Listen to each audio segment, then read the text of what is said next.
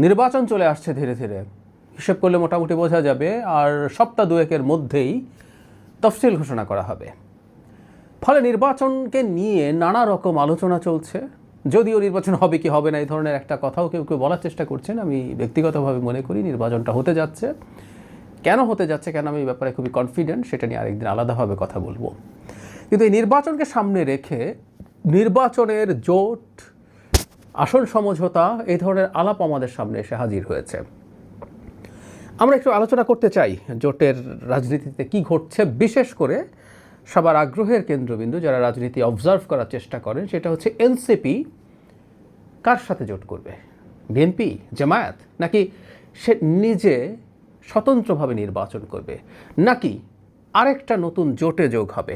নানা রকম খবর চারদিকে আছে।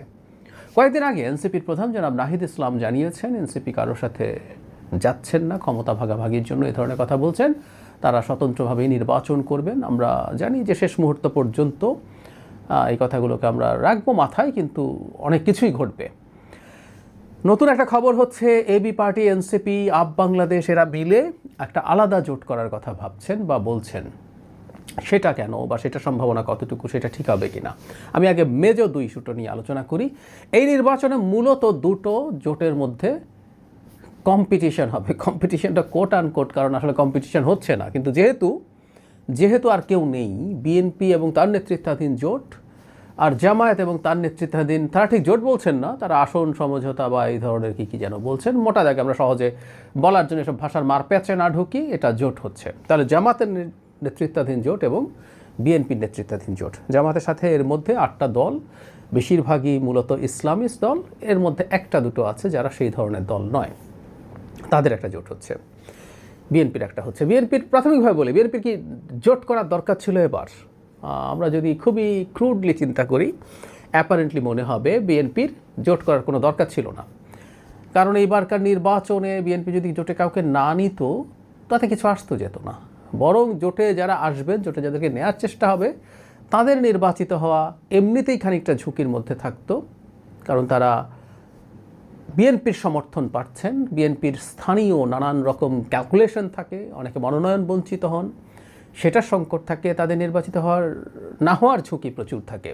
আর এবার তো আরেকটা নতুন জটিলতা তৈরি হয়েছে, সেটা হলো আরপিওতে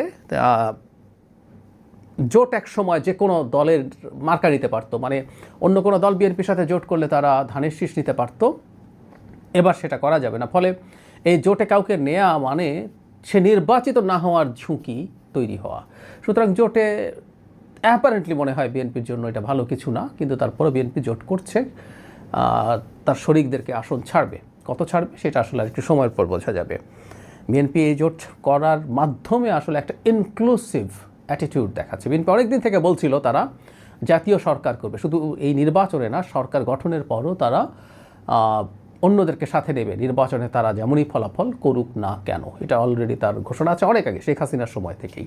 এবং নির্বাচনে আসন ছাড়ার মাধ্যমে বিএনপি যে অন্তর্ভুক্তিমূলক একটা মানসিকতা দেখাচ্ছে, সেটা পোর্ট্রে করবে। যদিও আবারও বলছি, এই মুহূর্তে বিএনপির খুব বেশি জরুরি কিছু এটা ছিল না। জামায়াতের দিক থেকে বরং তার জোট খুব জরুরি।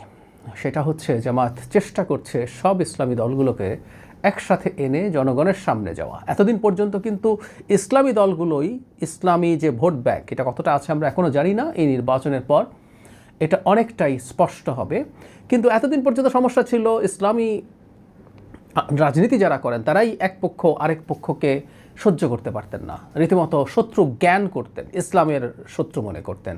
যেমন কওমি মাদ্রাসা ভিত্তিক যেসব রাজনৈতিক দল জামাতের সাথে আছে, তাদের সাথে ঐতিহাসিক সংঘাত আছে জামায়াতের।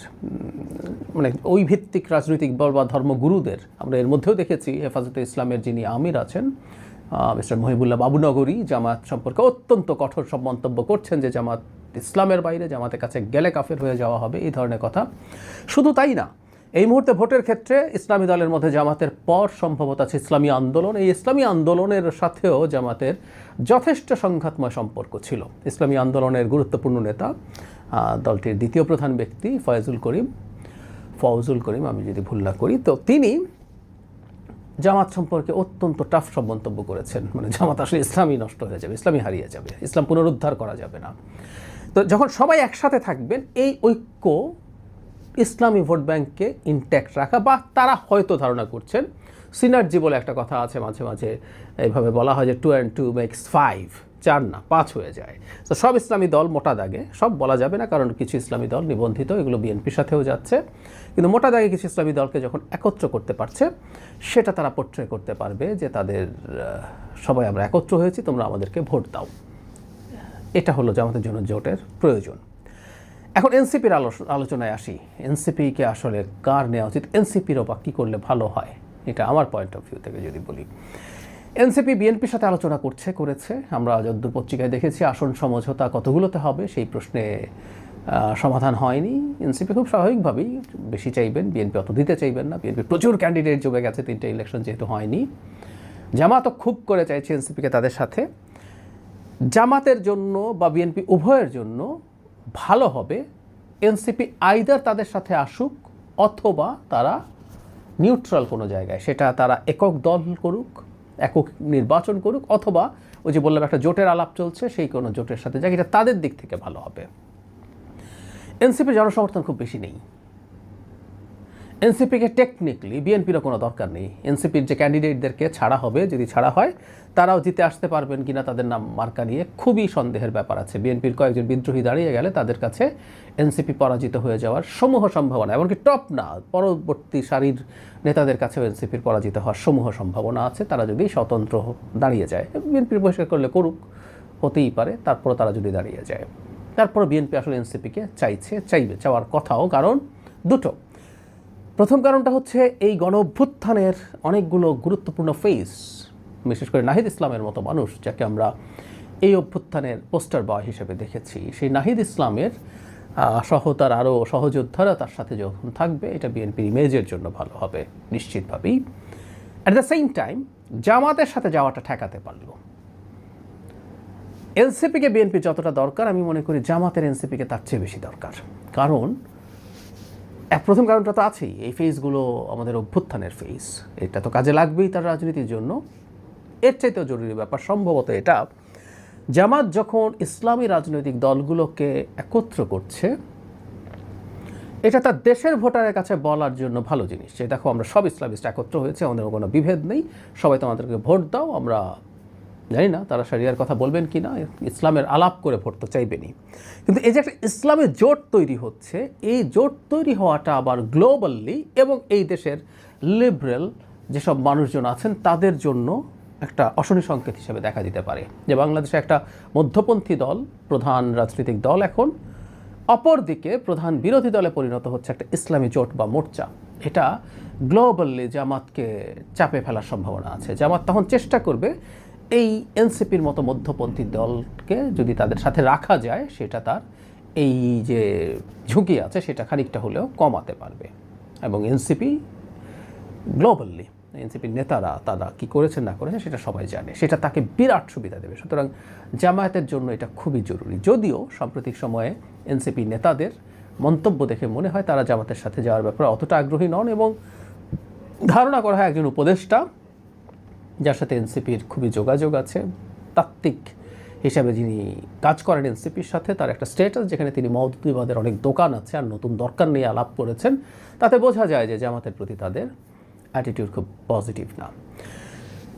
এনসিপি জামাতের সাথে যাওয়াটা ভুল হবে আমি মনে করি, তার রাজনীতির জন্য ভুল হবে। কারণ বিএনপি যখন জামাতকে আগে তার সাথে নিয়েছিল, বিএনপির জোটে জামাত এসেছিল মাইনর পার্টনার হয়ে, কিন্তু এনসিপি যদি জামাতের জোটে যায়, সে জামাতের জোটে যাবে একটা ইসলামী দলের, মানে অনেকগুলো দলের জোটে যাবে মাইনর পার্টনার হয়ে। সুতরাং এখানে এনসিপির স্বকীয়তা নষ্ট হবে।